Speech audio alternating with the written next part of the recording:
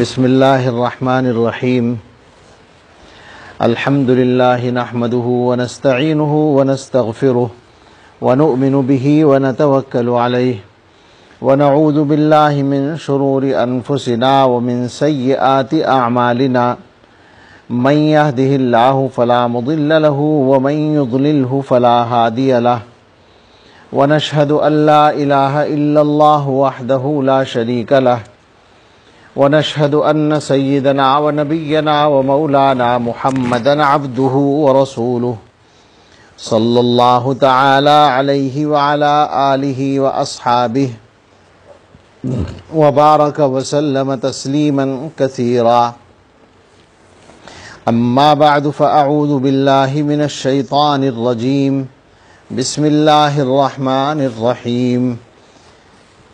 يا أيها الذين آمنوا كتب عليكم الصيام كما كتب على الذين من قبلكم لعلكم تتقون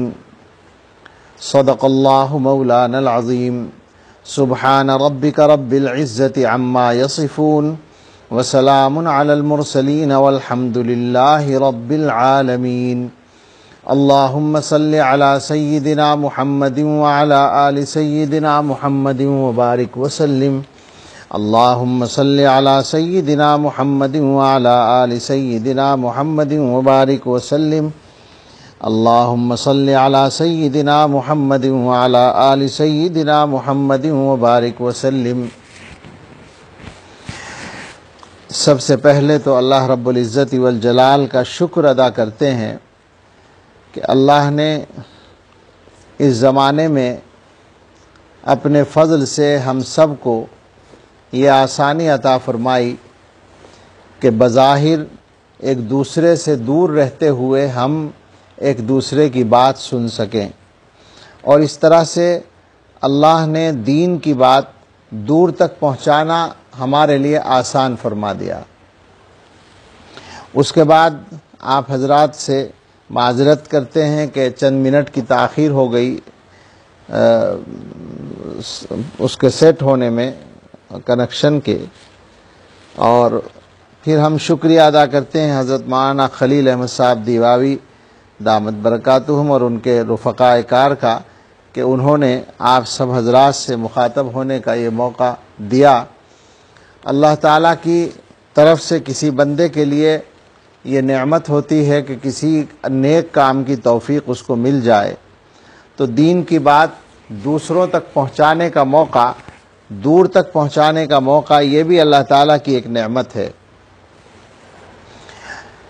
اس وقت دو تین باتیں یہ گناہگار عرض کرنا چاہتا ہے۔ سب سے پہلی بات تو رمضان کے متعلق ہے کہ رمضان کا مہینہ اللہ تعالیٰ کی طرف سے بندوں کے لیے اپنے کام کو ٹھیک کرنے کا ایک خصوصی موقع ہے۔ کام کو ٹھیک کرنے سے مراد یہ ہے کہ بندہ اللہ تعالیٰ کا پسندیدہ بندہ بن جائے، اس میں سارے سال جو کمی اس سے ہوتی ہے اس کمی کو دور کرنے کا اللہ تعالیٰ کی طرف سے یہ موقع ملتا ہے۔ اللہ تعالیٰ کا جو پسندیدہ بندہ ہے وہ کیسا ہوتا ہے؟ قرآن و حدیث سے معلوم ہوتا ہے کہ اللہ تعالیٰ اپنے بندوں سے جس قسم کی زندگی چاہتے ہیں، جیسا زندگی گزارنے کا ڈھنگ چاہتے ہیں، اس کو تقویٰ کہتے ہیں۔ اللہ تعالیٰ یہ چاہتے ہیں کہ مسلمان تقوی کی زندگی گزارے، اور تقوی کا کیا مطلب ہے؟ لفظی معنی ہے تقوی کے اللہ سے ڈرنا اور گناہوں سے بچنا۔ تقوی زندگی گزارنے کا معیار ہے، اللہ تعالیٰ کا پسندیدہ معیار۔ تقوی کا یہ مطلب نہیں ہے کہ آدمی سے کبھی کوئی گناہ ہی نہ ہو، بلکہ تقوی کا مطلب ہے کہ آدمی گناہوں سے بچنے کی فکر کرتے ہوئے چلتا رہے، اور پھر خدا نخواستہ اگر کوئی گناہ ہو جائے تو پھر توبہ کرنے میں دیر نہ لگائے، اپنے اللہ سے اپنا معاملہ جلدی ٹھیک کر لے۔ آپ حضرات نے پڑھا اور سنا ہوگا ایک مرتبہ حضرت عمر ابن خطاب رضی اللہ تعالی عنہ نے حضرت ابی ابن کعب رضی اللہ عنہ سے سوال کیا کہ یہ بتاؤ تقوی کسے کہتے ہیں؟ حضرت ابی رضی اللہ عنہ نے پوچھا، جواباً ایک سوال کیا کہ حضرت یہ بتائیے کہ کبھی آپ کسی کانٹوں دار راستے پر چلے ہیں، ایسے راستے پر جس میں دونوں طرف کانٹے ہیں؟ تو حضرت عمر رضی اللہ عنہ نے فرمایا جی ہاں چلا ہوں۔ انہوں نے کہا کس طرح چلے ہیں، یعنی وہاں سے اپنے آپ کو کس طرح نکالا ہے، کیسے گزرے ہیں وہاں سے؟ ایسا راستہ جس میں دونوں طرف کانٹے ہیں، ایسے راستے سے آپ کس طرح گزرے؟ تو حضرت نے فرمایا کہ شمرت واجتہدت، میں نے اپنے کپڑوں کو سمیٹا اور کوشش کر کے وہاں سے نکلا۔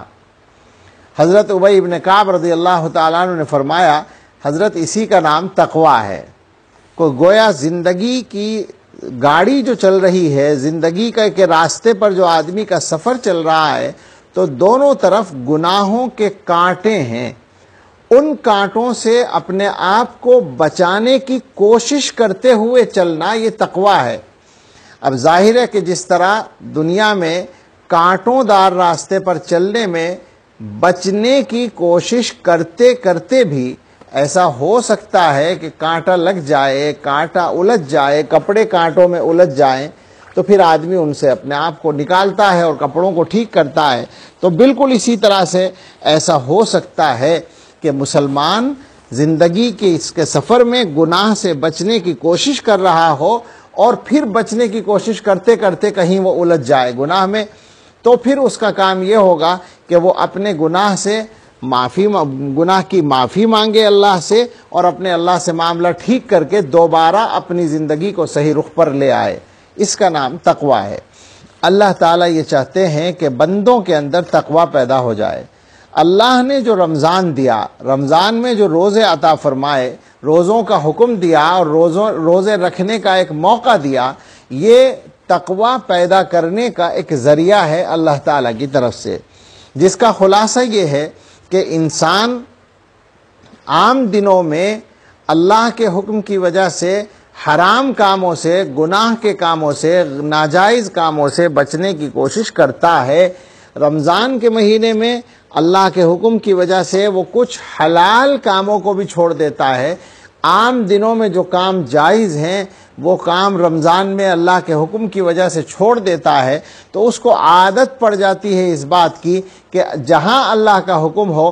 جہاں اللہ کی اجازت ہو وہاں کام کو کرنا ہے، اور جہاں اللہ تعالیٰ کی اجازت نہ ہو، ممانعت ہو، وہاں اس سے بچنا ہے۔ اس کا نام تقوی ہے۔ یہ گویا اس کا مزاج بنتا ہے آسانی کے ساتھ۔ اب ہم لوگوں کو اپنے معاملات پہ تھوڑی سی نظر ڈالنی ہے۔ رمضان جو ہے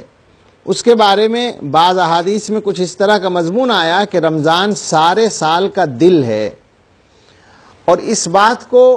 امام ربانی حضرت مجدد الفسانی رحمۃ اللہ علیہ نے بہت وضاحت سے سمجھایا ہے۔ وہ یہ فرماتے ہیں کہ رمضان کا مہینہ سارے سال کا مدار ہے، یعنی سارے سال کا مرکز ہے، سارا سال رمضان کے گرد چکر لگاتا ہے۔ جیسا حال رمضان میں ہوگا ویسا سارے سال رہے گا۔ یہ بات سچی بات یہ ہے کہ کہتے ہوئے ڈر لگتا ہے، یہ بات کہتے ہوئے دل کانپنے لگتا ہے کہ اللہ ہمارا رمضان تو بہت ایسا گزر رہا ہے جیسا نہیں گزرنا چاہیے، کہیں ایسا نہ ہو کہ ہمارا سال بھی ویسا ہی گزرے۔ حضرت مجدد رحمۃ اللہ علیہ نے باقاعدہ اس کو وضاحت سے سمجھایا ہے کہ دیکھو اپنے رمضان کو آباد کرنے کی کوشش کرو، رمضان کو عبادتوں سے آباد کرنے کی کوشش کرو، گناہوں سے بچ کر گزارنے کی کوشش کرو، تاکہ تمہارا پورا سال صحیح طریقے سے گزرے۔ اللہ تعالیٰ کی جو مرضی ہے، اللہ تعالیٰ کا جو منشا ہے، اللہ تعالیٰ کی جو پسندیدہ بات ہے، وہ یہی ہے کہ مسلمان رمضان کے مہینے میں اپنے آپ کو ایسا بنا لے کہ وہ اللہ تعالیٰ کو اچھا لگنے لگے، اور پھر اللہ اس بندے کو مغفرت عطا کر کے رمضان سے فارغ کریں۔ جیسا کہ آپ نے پڑھا ہے کہ رمضان کے بارے میں احادیث میں آیا کہ اولہ رحمت، پہلا حصہ رحمت ہے، دوسرا حصہ مغفرت ہے، اور تیسرا حصہ جہنم سے آزادی ہے۔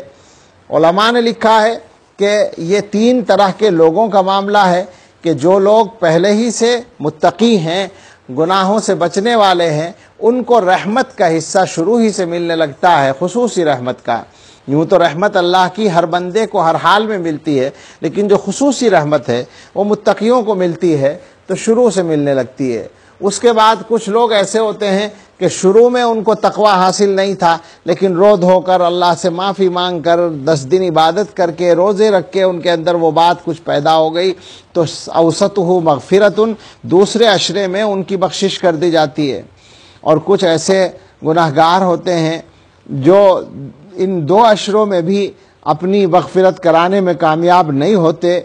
تو پھر اللہ تعالیٰ کی طرف سے تیسرا عشرہ ہے کہ ان کو جہنم سے آزادی دے دی جاتی ہے۔ وہ مستحق بن گئے تھے جہنم کے، مگر اللہ تعالیٰ کرم فرماتے ہیں اور ان کو جہنم سے آزاد کر دیتے ہیں۔ اصل میں بات یہ ہے، اچھی طرح سے اس کو یاد رکھیں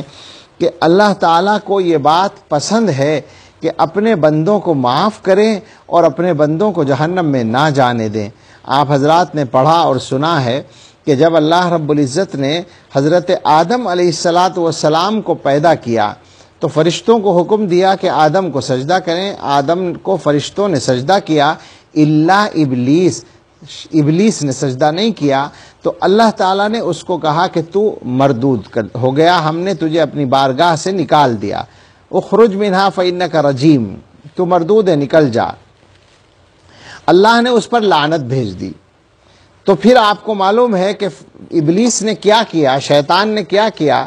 اس نے جب یہ جان لیا کہ میں مردود ہو گیا، اس کے بعد بھی اس نے اللہ تعالیٰ سے ایک درخواست کی، اللہ سے اس نے ایک چیز مانگی۔ قرآن میں اس کا ذکر ہے، اس نے کہا رب انظرنی الی یوم یبعثون، اے اللہ مجھے قیامت تک کی مہلت دے دیجئے۔ یہاں رک کر ذرا سا یہ بھی غور کریں کہ تعجب کی بات ہے بظاہر کہ ایک طرف تو اللہ تعالیٰ کی طرف سے اس کو مردود کیا جا رہا ہے، لعنت بھیجی جا رہی ہے، جنت سے نکالا جا رہا ہے، اور دوسری طرف وہ اسی وقت میں اللہ تعالیٰ سے ایک چیز مانگ رہا ہے۔ حضرات علماء نے لکھا ہے کہ اصل میں وہ اللہ تعالیٰ کو پہچانتا تھا،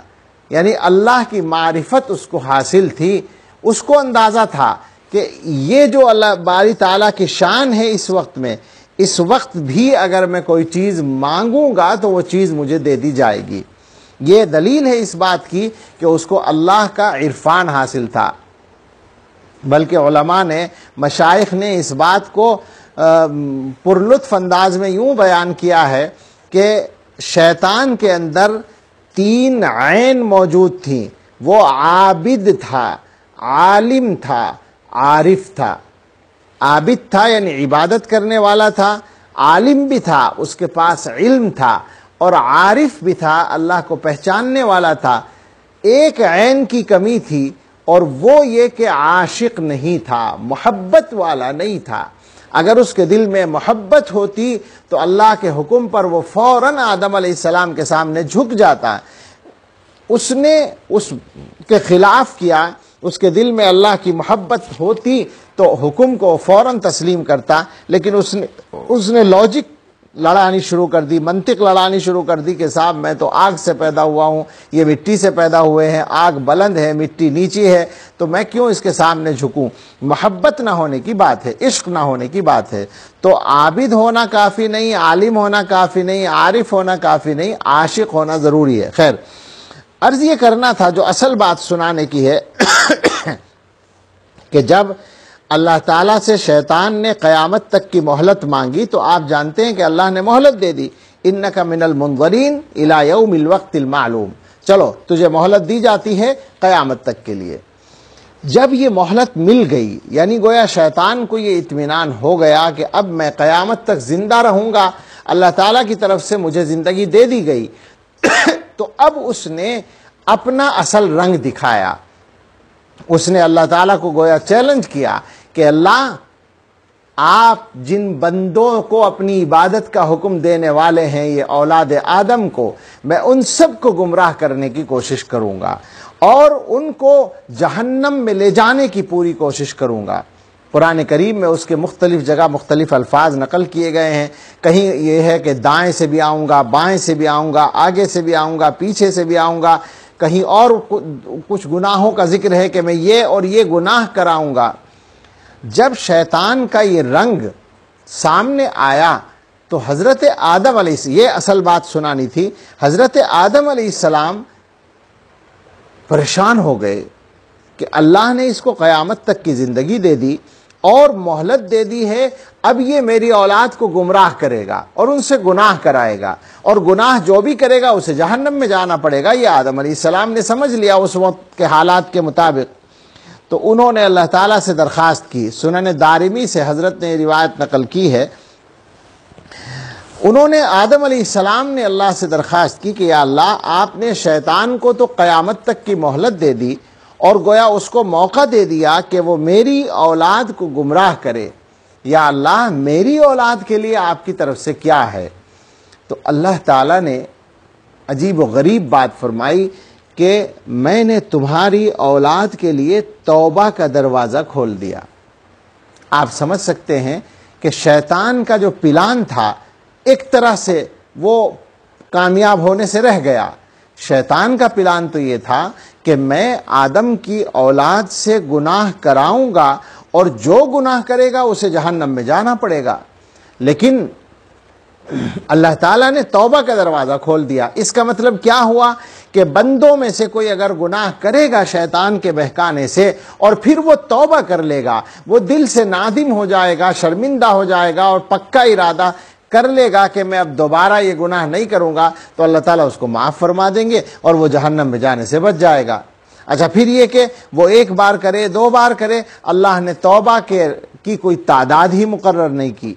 تو یہ بات سنانے کا مقصد یہ بیان کرنا تھا کہ اللہ تعالیٰ یہ چاہتے ہیں کہ بندے تقوی کی زندگی گزاریں، اسی لیے اللہ نے توبہ کا دروازہ کھولا ہے. اگر توبہ کا راستہ نہ ہوتا تو آپ ذرا غور کریں کہ تقوی کس کو مل سکتا تھا؟ انبیاء علیہ السلام کے علاوہ، حضرات صحابہ کے علاوہ کون متقی بنتا؟ انسان کے لیے بڑا مشکل تھا. گناہ ہو گیا، تقوی ختم. اگر ایسا ہوتا تو گنے چنے لوگ متقی بن پاتے. لیکن اللہ تعالیٰ نے بندوں کے اوپر کرم فرمایا، ہم جیسے گناہ گاروں کا معاملہ آسان کر دیا کہ ہم چاہے جتنے ہمارے گناہ ہوں، ہم دل سے اپنے اللہ سے معافی مانگ لیں، توبہ کر لیں تو ہمارا تقوی دوبارہ ہمیں مل جاتا ہے. گویا متقی بننا مسلمان کے لیے اللہ تعالیٰ نے بہت آسان کر دیا. تو پہلی بات تو یہ ہوئی کہ اللہ نے جو رمضان عطا کیا ہے اور روزے رکھنے کا حکم دیا ہے، اس کا مقصد ہے انسان کو متقی بنانا. اللہ تعالیٰ اپنے بندے کو متقی دیکھنا چاہتے ہیں. اب اس مقصد کے لیے ظاہر ہے کہ اس ملے ہوئے وقت کی ہمیں قدر کرنے کی ضرورت ہوتی ہے. تو اللہ تعالیٰ نے اس کے لیے بھی مختلف کام ہمیں دے دیے کہ رمضان کے مہینے میں تم روزہ رکھو، رمضان کے مہینے میں تم قرآن پڑھو. دوسری بات یہ آ گئی کہ اللہ نے رمضان کے ساتھ قرآن کا رشتہ جوڑ دیا. خود قرآن میں بیان فرما دیا، شہر رمضان الذی انزل فیہ القرآن. رمضان کا مہینہ وہ ہے جس میں قرآن نازل کیا گیا. اس کی وجہ سے رسول اللہ صلی اللہ علیہ وسلم اور صحابہ کرام سے لے کر تابعین، تابعین، ائمہ مجتہدین، فقہاء، محدثین، اولیاء اللہ، علماء امت، ہمارے اکابر تک، ہمارے زمانے کے علماء تک، سب نے اس بات کو محسوس کیا کہ رمضان کا قرآن کا خاص رشتہ ہے. لہٰذا سب رمضان کے مہینے میں زیادہ سے زیادہ قرآن کریم کی تلاوت کی کوشش کرتے ہیں. تو ہم سب کو ایک کام تو یہ کرنا ہے کہ رمضان کو تلاوت کے لیے خاص کر لینا ہے، جتنی زیادہ سے زیادہ تلاوت کر سکیں. ہم جیسے کم ہمت لوگوں کا معاملہ تو قابل ذکر نہیں ہے، لیکن ہم نے اپنے بڑوں کے جو حالات پڑھے ہیں، آپ حضرات شیخ الحدیث حضرت مولانا محمد زکریا صاحب رحمۃ اللہ علیہ کی کتاب اکابر کا رمضان پڑھیں تو اندازہ ہوگا کہ ہمارے اکابر دیوبند، مشائخ دیوبند نے کس انداز سے رمضان میں قرآن کریم کا اہتمام کیا ہے. حضرت شیخ الہند رحمۃ اللہ علیہ کے بارے میں مشہور ہے کہ وہ ساری رات قرآن سنتے تھے، حفاظ سے سنانے والے بدلتے رہتے تھے اور حضرت پیچھے ان سے نماز کی نیت باندھ کر قرآن سنتے رہتے تھے، اور صبح کے وقت میں، سحری کے وقت میں جب فارغ ہوتے تو پاؤں پر ورم آ چکا ہوتا تھا، پاؤں سوج گئے ہوتے تھے، اور حضرت دیکھ کر خوش ہو کر یہ کہتے کہ اللہ کا شکر ہے ایک سنت ادا کرنے کی توفیق مل گئی کہ رسول اللہ صلی اللہ علیہ وسلم بھی اس طرح عبادت کرتے تھے کہ آپ کے پاؤں پر، مبارک پاؤں پر ورم آ جاتا تھا۔ اسی طرح اور تمام اکابر کا حال ہے کہ راتوں میں اور دنوں میں مسلسل وہ قرآن کریم کی تلاوت کرتے تھے۔ حضرت شاہ عبد الرحیم صاحب رائے پوری رحمۃ اللہ علیہ کے حالات میں لکھا ہے کہ وہ پورے رمضان میں تلاوت فرماتے تھے اور ملاقاتوں کا سلسلہ بھی بند کر دیتے تھے۔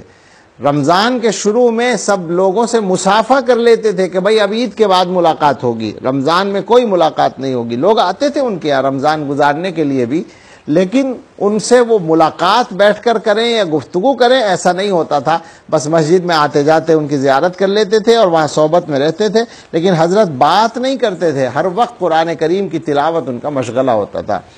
تو ایک کام ہمارے کرنے کا یہ ہے کہ ہم قرآن کریم زیادہ سے زیادہ پڑھیں، اور اس رمضان کے بعد کے لیے ایک معمول بنا لیں کہ روزانہ ہمیں فجر کے بعد یا جب بھی ہمیں آسان ہو ایک پارہ روزانہ تلاوت کرنا ہے۔ اللہ ہم سب کے لیے آسان فرمائے۔ اس کے بعد اللہ رب العزت نے رمضان کو زیادہ سے زیادہ وصول کرنے کے لیے دو چیزیں اور عطا فرما رکھی ہیں۔ ایک تو شب قدر ہے۔ شب قدر کے سلسلے میں آپ نے پڑھا اور سنا ہوگا کہ وہ ہمیں متعین طور پر نہیں بتائی گئی کہ کب ہوتی ہے، لیکن زیادہ امکان اور زیادہ گمان اسی بات کا ہے کہ وہ رمضان کے اخیر عشرے کی طاق راتوں میں ہوتی ہے۔ تو یہ اللہ تعالیٰ کا ایک مستقل تحفہ ہے۔ آدمی روزانہ جاگ کر کچھ عبادت کر لے تو ہر دن جب عبادت کرے گا تو شب قدر اس کو ضرور حاصل ہو جائے گی، اور وہ ایسی رحمت والی رات ہے کہ اللہ نے اپنے سچے کلام میں، قرآن کریم میں صفائی کے ساتھ، صراحت کے ساتھ بتایا ہے کہ لیلۃ القدر خیر من الف شہر، 1000 مہینے سے زیادہ اس کی عبادت کا ثواب ہے، اس کی فضیلت ہے۔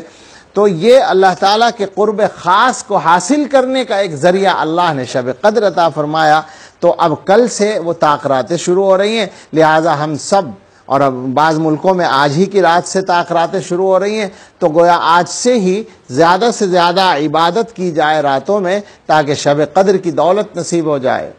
اور دوسری چیز جو اللہ نے عطا فرمائی ہے اس زمانے میں کو وصول کرنے کے لیے، وہ اعتکاف ہے۔ اعتکاف کا وقت بھی ہمارے ملک کے اعتبار سے کل سے شروع ہو رہا ہے، اور غالباً مغربی ممالک میں اور عرب ممالک وغیرہ میں آج سے شروع ہو گیا ہوگا، یا ہاں ہم آج ہونے والا ہوگا، چونکہ وہاں دن ہو رہا ہوگا، اس لیے امید ہے کہ وہاں بھی ابھی وقت باقی ہے۔ تو اس کے سلسلے میں تھوڑی سی ہم گفتگو کر لیں کہ اعتکاف بھی اللہ تعالیٰ کا قرب حاصل کرنے کا ایک بہترین ذریعہ ہے۔ اگرچہ یہ بات متعین ہے کہ مردوں کا اعتکاف مسجد میں ہوتا ہے، اور مسجدوں کے اندر اس وقت کے لاک ڈاؤن کے زمانے میں زیادہ لوگوں کا جمع ہونا ممکن نہیں ہے، لیکن مسجدوں میں کوشش کی جائے کہ ہر مسجد میں 1 یا 2 آدمی اعتکاف ضرور کر لیں، تو سب کی طرف سے اللہ تعالیٰ کفایت فرمائیں گے۔ اور جو لوگ ہر سال کرتے تھے یا اس سال ان کی نیت تھی اور وہ اس مجبوری اور پابندی کی وجہ سے نہیں کر پا رہے ہیں، تو ان کو بھی اللہ تعالیٰ اعتکاف کا ثواب عطا فرما دیں گے۔ اعتکاف کے سلسلے میں ایک علامہ ابن قیم رحمۃ اللہ علیہ کی عبارت ہے جس میں انہوں نے اعتکاف کی حکمت بیان کی ہے کہ اعتکاف کیوں مشروع ہوا۔ اور یہ ذہن میں رکھیے گا کہ اعتکاف رسول اللہ صلی اللہ تعالیٰ علیہ وسلم کی سنت مؤکدہ ہے، ایسی سنت ہے، ایسا عمل ہے آپ کا کہ آپ نے ہر سال پابندی کے ساتھ اعتکاف فرمایا ہے۔ تو اس لیے بڑی فضیلت کی چیز ہے اور اللہ تعالیٰ کا قرب حاصل کرنے کا ذریعہ ہے۔ علامہ ابن قیم نے اپنے مخصوص انداز میں اس کی جو حکمت بیان کی ہے، میں اس کا خلاصہ عرض کرتا ہوں۔ ان کی عبارت عربی میں ہے، وہ کہتے ہیں کہ لما كان صلاح القلب واستقامته على طریق سیرہ الی اللہ تعالی متوقفا على جمعیتہ علی اللہ ولم بشأثہ باقبالہ بالکلیۃ علی اللہ۔ یہ مسلسل عبارت ہم پڑھیں گے تو وقت زیادہ لگے گا، اس لیے عبارت نہ پڑھ کر اردو میں اس کا خلاصہ عرض کرتے ہیں۔ وہ فرماتے ہیں کہ بات یہ ہے کہ اللہ تعالیٰ کی راہ پر چلنے کے لیے دل کو استقامت حاصل ہونا ضروری ہے، مگر وہ استقامت حاصل ہونے کے لیے یہ ضروری ہے کہ دل پوری طرح سے اللہ تعالیٰ کی طرف متوجہ ہو۔ دل کے اندر اگر انتشار ہے تو پھر پوری توجہ اللہ تعالیٰ کی طرف حاصل نہیں ہوتی۔ اور یہ بات بھی ظاہر ہے کہ بے ضرورت کھانا پینا، بے ضرورت لوگوں سے ملنا، بے ضرورت باتیں کرنا اور بے ضرورت سونا، یعنی یہ سب ضرورتیں آدمی کی جتنی ہیں اتنا کرے تو ٹھیک ہے، کھانا بھی کھانا ہے، لوگوں سے ملاقات بھی کرنی ہے، بات بھی کرنی ہے، سونا بھی ہے، لیکن اگر ضرورت سے زیادہ یہ کام کرتا ہے تو انسان کے دل کی جمعیت، اس کی استقامت اور اس کے اطمینان میں کمی آتی ہے اور انتشار پیدا ہوتا ہے اور اللہ تعالیٰ کی طرف اس کا سفر کمزور ہو جاتا ہے۔ تو اللہ تعالیٰ کی رحمت نے یہ چاہا کہ بندوں کو اپنا قرب دینے کے لیے اور ان کے دل کو اطمینان و جمعیت دینے کے لیے ایک راستہ بنا دیں۔ تو اس کے لیے سب سے پہلے اللہ نے روزہ دیا۔ روزے کا فائدہ یہ ہوا کہ بے ضرورت کے کھانے پینے سے پیچھا چھوٹ گیا، ہر وقت کا جو کھانا ہے وہ ختم ہو گیا، تو اس کی وجہ سے اللہ تعالیٰ سے غافل کرنے والی جو خواہشات ہیں ان میں کمی آ گئی۔ اس کے بعد دوسرا کام اللہ نے یہ کیا کہ اعتکاف مشروع فرما دیا۔ اعتکاف کی وجہ سے انسان کو لوگوں کے ساتھ ملنا جلنا کم کرنا پڑتا ہے، لہٰذا بے ضرورت باتیں اور بے ضرورت کی ملاقاتیں اور اس کے بعد بے ضرورت کا سونا، یہ سب اس کی وجہ سے کم ہو جاتا ہے، رک جاتا ہے۔ تو نتیجہ یہ نکلتا ہے کہ اللہ تعالیٰ کے ساتھ انسان کی محبت بڑھ جاتی ہے اور وہ اللہ تعالیٰ کی طرف پوری طرح متوجہ ہو کر اپنے دن اور رات گزارتا ہے، تو اس طرح اس کو اللہ رب العزت کا قرب حاصل ہوتا ہے۔ ذرا غور فرمائیں کتنی شاندار چیز ہے اور کتنا بہترین تحفہ ہے یہ اللہ تعالیٰ کی طرف سے کہ اللہ کا قرب حاصل کرنے کا ایک ذریعہ خود اللہ تعالیٰ نے ہمارے لیے اعتکاف کی شکل میں عطا فرما دیا۔ تو کوشش کی جائے اہتمام کرنے کی، اور مستورات جو ہیں اپنے گھروں کے اندر اعتکاف کر سکتی ہیں۔ مردوں کے لیے تو اس سال ذرا مشکل ہو گیا کیونکہ مردوں کا اعتکاف مسجد کے علاوہ نہیں ہو سکتا، لیکن جن مردوں کا ارادہ تھا وہ چاہتے تھے تو ان کو ان کی نیت پر ثواب امید ہے کہ مل ہی جائے گا، لیکن عورتیں اب بھی کر سکتی ہیں۔ اور مرد حضرات کے لیے جہاں تک بات ہے تو وہ ایک پہلو یہ بھی ہے کہ جو ہمارا یہ وقت گزر رہا ہے، تقریباً ساری دنیا میں اکثر ملکوں میں لاک ڈاؤن کی صورتحال ہے، اور جہاں لاک ڈاؤن باضابطہ نہیں بھی ہے تو وہاں بھی نکلنے پر کچھ نہ کچھ پابندیاں ہیں، ملنے جلنے پر پابندیاں ہیں۔ تو یوں سمجھ سکتے ہیں، کہہ سکتے ہیں ہم کہ خود اللہ تعالیٰ نے غیر اختیاری طور پر ہمارے لیے گویا اعتکاف کا ماحول پیدا کر دیا ہے۔ آج کل یہ ہو رہا ہے کہ ملاقاتیں بھی نہیں ہوتی ہیں، آنا جانا بھی نہیں ہوتا ہے، بے ضرورت کی جو مشغولیات تھیں وہ رکی ہوئی ہیں الحمدللہ۔ تو ان سے ہمیں بہت زیادہ فائدہ اٹھانے کی ضرورت ہے۔ یہ جو زمانہ چل رہا ہے یہ واقعتاً اللہ تعالیٰ کی طرف سے ایک تحفہ ہے، بے شک یہ آزمائش کا بھی زمانہ ہے، اس بارے میں بھی 1-2 منٹ بات کر کے پھر ہم دعا کریں گے۔ یہ زمانہ جو چل رہا ہے اور وبا، کرونا کی وبا اور اس کی وجہ سے دنیا میں پابندیاں، معاشی سرگرمیاں یہ سب معطل ہیں، تو یہ بہرحال ایک آزمائش ہے اللہ تعالیٰ کی طرف سے۔ معمول کی زندگی رکی ہوئی ہے، بلکہ ہم ایمان والوں کے لیے تو اس سے بڑھ کر یہ بات ہے کہ مسجدوں میں حاضری سے محروم ہیں، حرمین کی حاضری سے محروم ہیں۔ حرمین میں اب کچھ اجازت شروع ہوئی مگر وہ بھی بڑی محدود تعداد میں ہے، اور مسجدوں میں آپ دیکھ رہے ہیں کہ ہم سب اپنے گھروں کے اندر نماز پڑھنے پر مجبور ہیں، اور یقیناً یہ اللہ تعالیٰ کی بے نیازی کا ایک مظہر ہے۔ اللہ تعالیٰ کو بندوں کی کسی عبادت کی ضرورت تو نہیں ہے، اللہ تعالیٰ نے دکھا دیا ہے کہ اللہ کی شان ہر حال میں باقی رہتی ہے۔ حدیث میں مضمون آیا ہے کہ اگر سارے انسان اللہ کے سب سے اچھے بندے کی طرح ہو جائیں تو اللہ کی شان میں اور اللہ کے ملک میں اور اللہ کی طاقت میں ایک ذرہ برابر کچھ بڑھوتری اور اضافہ نہیں ہوتا، اور اگر سارے انسان اللہ کے نافرمان بن جائیں تو اللہ کی شان میں کوئی کمی نہیں آتی۔ یہ اللہ کی شان ہے۔ ہم نے ہمارے دیوبند کے شاعر تھے عامر عثمانی مرحوم، ان کا شعر سنا کسی صاحب سے، انہوں نے یہ کہا تھا، کس ماحول میں کہا ہوگا لیکن ہمارے اس زمانے میں آ کر یہ صادق آ گیا ہے۔ انہوں نے کہا تھا کہ در پہ سجدے کی اجازت کو غنیمت جانو،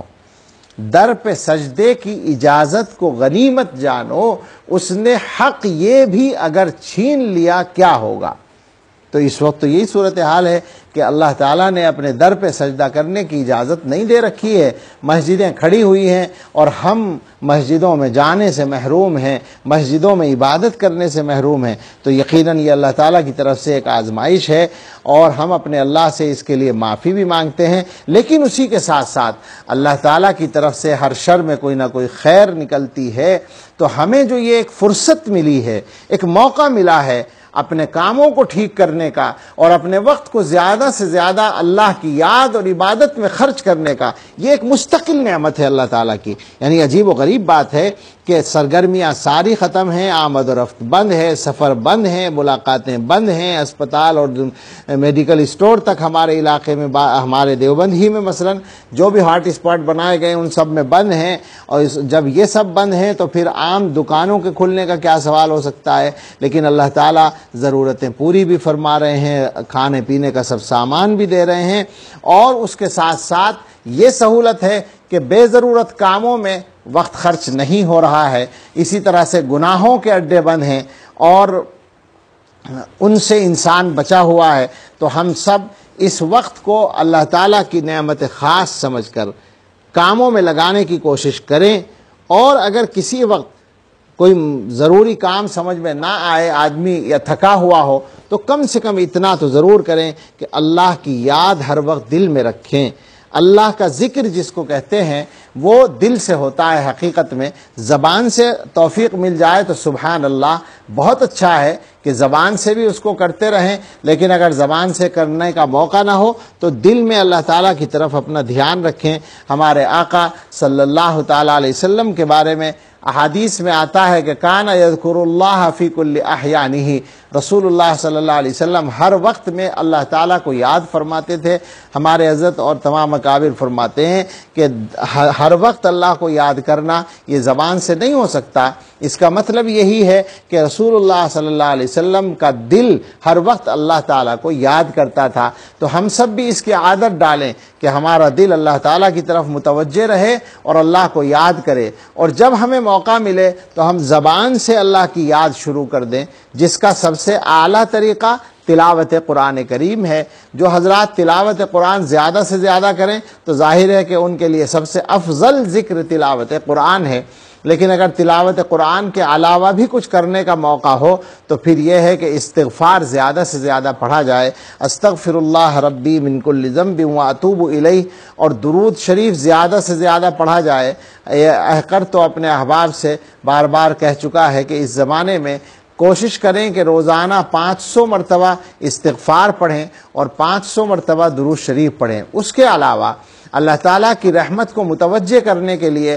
اور اپنے گناہوں کی معافی کے لیے وہ آیت جو حضرت یونس علیہ السلام کی دعا کے طور پر قرآن میں مذکور ہے، جس کو ہم لوگ آیت کریمہ کے نام سے یاد کرتے ہیں، لا الہ الا انت سبحانک انی کنت من الظالمین، اس کو بھی کم از کم 100 مرتبہ ہر آدمی روزانہ پڑھ لے۔ اسی طرح حالات کے بدلنے کے لیے لا حول ولا قوت الا باللہ، اس کو کم از کم 100 مرتبہ روزانہ پڑھا جائے۔ اور چونکہ موجودہ حالات میں ہم نہیں جانتے کہ کتنا اسلام کے اور مسلمانوں کے مخالفین کا دخل ہے، اور یہ تو ظاہر بھی ہے کہ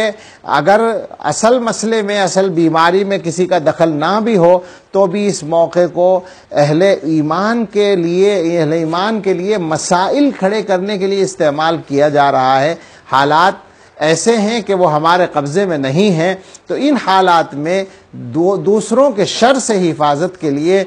قرآن میں آنے والی دعا حسبنا اللہ و نعم الوکیل، اس کے پڑھنے کا خاص اہتمام کیا جائے۔ اگر سارے اہل ایمان اس کو پڑھنے کا اہتمام کریں گے تو ہمیں یقین ہے کہ دوسروں کی طرف سے آنے والے حالات آسانی کے ساتھ ہمارے حق میں ہو جائیں گے، حالات بدل جائیں گے، اللہ تعالیٰ کی نعمتیں مل جائیں گی۔ کوشش کی جائے کہ حسبنا اللہ و نعم الوکیل 313 مرتبہ روزانہ ہر آدمی پڑھ لے تو انشاءاللہ دشمنوں کی سازشیں ناکام ہوں گی، اللہ تعالیٰ کی رحمت ہمیں حاصل ہوگی اور اللہ تعالیٰ ہم سے راضی ہوں گے۔ بس یہ چند گزارشات اس وقت حکم کی تعمیل میں پیش کی گئیں۔ دعا کر لیں اللہ رب العزت ہم سب کو عمل کی توفیق عطا فرمائے، ہمیں اللہ تعالیٰ وقت کی، اس قیمتی وقت کی اور اس کے ایک ایک لمحے کی قدر کرنے کی توفیق نصیب فرمائے، آمین۔ وآخر دعوانا ان الحمدللہ رب العالمین۔ دعا فرما لیں۔ الحمدللہ رب العالمین والصلاة والسلام على سيدنا محمد وآله وأصحابه أجمعين يا رب لك الحمد كما ينبغي لجلال وجهك وعظيم سلطانك اللهم لك الحمد حمدا دائما مع دوامك ولك الحمد حمدا خالدا مع خلودك ولك الحمد حمدا لا منتهى له دون مشيتك ولك الحمد حمدا لا يريد قائله إلا رضاك ولك الحمد حتى ترضى ولك الحمد إذا رضيت أنت أهل التقوى وأهل المغفرة ربنا آتنا في الدنيا حسنة وفي الآخرة حسنة وقنا عذاب النار ربنا لا تزغ قلوبنا بعد إذ هديتنا وهب لنا من لدنك رحمة إنك أنت الوهاب ربنا هب لنا من أزواجنا وذرياتنا قرة أعين واجعلنا للمتقين إماما ربنا لا تؤاخذنا إن نسينا أو أخطأنا ربنا ولا تحمل علينا إصرا كما حملته على الذين من قبلنا ربنا ولا تحملنا ما لا طاقة لنا به واعف عنا واغفر لنا وارحمنا أنت مولانا فانصرنا على القوم الكافرين ربنا لا تجعلنا فتنة للقوم الظالمين ونجنا برحمتك من القوم الكافرين ربنا لا تجعلنا فتنة للقوم الظالمين ونجنا برحمتك من القوم الكافرين اللهم إنك عفو كريم تحب العفو فاعف عنا اللهم إنك عفو تحب العفو فاعف عنا اللهم إن قلوبنا ونواصينا وجوارحنا بيدك لم تملكنا منها شيئا فإذا فعلت ذلك بنا فكن أنت ولينا واهدنا إلى سواء السبيل اللهم لك الحمد شكرا ولك المن فضلا اللهم إنا نسألك التوفيق لمحابك من الأعمال وصدق التوكل عليك وحسن الظن بك سبحان خالق النور اللهم لا تهلكنا فجاءة ولا تأخذنا بغتة ولا تغفلنا عن حق ولا نصيب اللهم إنك تسمع كلامنا وترى مكاننا وتعلم سرنا وعلانيتنا لا يخفى عليك شيء من أمرنا ونحن البائسون الفقراء المستغيثون المستجيرون الوجلون المشفقون المقرون المعترفون بذنوبنا نسألك مسألة المسكين نبتهل إليك ابتهال المذنب الذليل وندعوك دعاء الخائف الضرير دعاء من خضعت لك رقبته وفاضت لك عبرته وذل لك جسمه ورغم لك أنفه كن بنا رؤوفا رحيما كن بنا رؤوفا رحيما يا خير المسؤولين ويا خير المعطين كلنا جهرا من شر خلقك أجمعين أن يفرط علينا أحد منهم أو أن يطغى يا خير المسؤولين ويا خير المعطين كلنا جهرا من شر خلقك أجمعين أن يفرط علينا أحد منهم أو أن يطغى عز جارك وتبارك اسمك لا إله إلا أنت سبحانك اللهم إنك لست بإله استحدثناه ولا برب يبيد ذكره ابتدعناه ولا عليك شركاء يقضون معك ولا كان لنا قبلك من إله نلجأ إليه ونذرك ولا أعانك على خلقنا أحد فنشركه فيك تبارك وتعاليت عما يقول الظالمون علوا كبيرا اللهم إنا نسألك الفوز في القضاء ونزل الشهداء وعيش السعداء ومرافقة الأنبياء والنصر على الأعداء الأعداء إنك سميع الدعاء اللهم إنا نعوذ بك من جهد البلاء ودرك الشقاء وسوء القضاء وشماتة الأعداء اللهم إنا نجعلك في نحورهم ونعوذ بك من شرورهم اللهم إنا نعوذ بك من زوال نعمتك وتحول عافيتك وفجاءة نقمتك وجميع سخطك ولك العتبى حتى ترضى ولا حول ولا قوة إلا بك اللهم استر عوراتنا وآمن روعتنا اللهم استر عوراتنا وآمن روعتنا اللهم استر عوراتنا وآمن روعتنا اللهم إنا نسألك من فجاءة الخير ونعوذ بك من فجاءة الشر اللهم إنا نسألك من فجاءة الخير ونعوذ بك من فجاءة الشر اللهم إنا نسألك من فجاءة الخير ونعوذ بك من فجاءة الشر اے اللہ، اے ہمارے مہربان رب، ہم سب کو معاف کر دیجئے، اے اللہ معاف کر دیجئے، اے اللہ دلوں سے ہم آپ کی طرف متوجہ ہو کر ہاتھ آپ کے سامنے اٹھا کر، اے اللہ گناہگار ہاتھ اٹھا کر، گناہگار دل سامنے لا کر آپ سے بھیک مانگتے ہیں، اللہ معافی کی، اے اللہ توبہ کی بھیک مانگتے ہیں، تقوی کی بھیک مانگتے ہیں، اے اللہ ہم سب کے گناہ معاف کر دیجئے اور ہمیں تقوی عطا فرما دیجئے۔ اے اللہ ہمارا حال عجیب ہے، ہم سے رمضان کے مہینے میں بھی گناہ نہیں چھوٹ رہے ہیں، نفس نے ہمیں دبا رکھا ہے۔ اے رب کریم، اے رحمان الرحیم،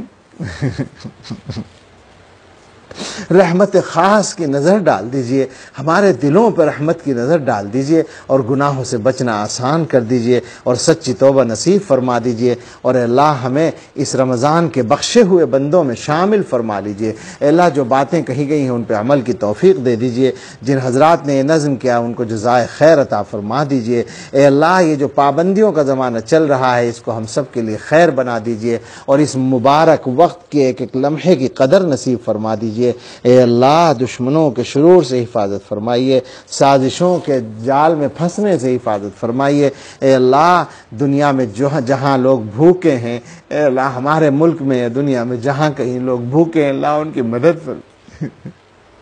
اے اللہ کروڑوں لوگ بے روزگار ہو گئے، اللہ ان کی مدد فرما دیجئے۔ اللہ اپنے بندوں پہ رحم فرما دیجئے، اللہ اپنے بندوں پہ رحم فرما دیجئے، اور اللہ خاص طور سے اس امت پر رحم